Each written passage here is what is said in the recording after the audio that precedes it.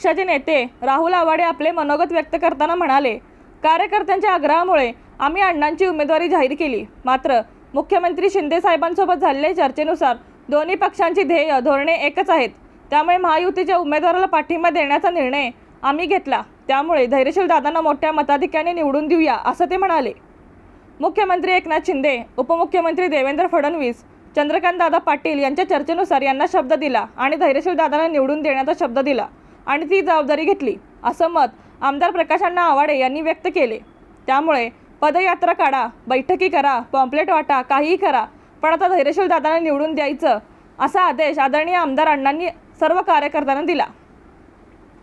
यावेळी माजी मंत्री आमदार प्रकाश आवाडे, ताराणी पक्षाचे नेते राहुल आवाडे, मौसमी आवाडे, भाजपा नेते महावीर अण्णा गाट, शिवसेनेचे नेते मुरलीधर जाधव, RPIचे माननीय मंगळराव माळगे, माननीय जिल्हा परिषद सदस्य विलासराव खानविलकर, किरण कांबळे, जवाहर साखर कारखाना व्हाईस चेअरमन बाबासाहेब चौगुले, भाजपा जिल्हाध्यक्ष बंडा मामा, माणगाव सरपंच राजू मगदूम, साधनी सरपंच शिवाजी पाटील, उपनगराध्यक्ष जयकुमार माळगे, रांगोळी सरपंच संगीता नरदे, इंगळी सरपंच दादासो मोरे, पीपल्स रिपब्लिकन पार्टीचे जिल्हा प्रमुख विद्याधर कांबळे, तालुका प्रमुख अजित सुतार, नगरसेवक सूरज बेडगे, रफिक मुल्ला, मान्य उत्तमराव कागले, नितीन गायकवाड, मान्य अण्णासाहेब शेंडुरे व कार्यकर्ते मोठ्या संख्येने उपस्थित होते।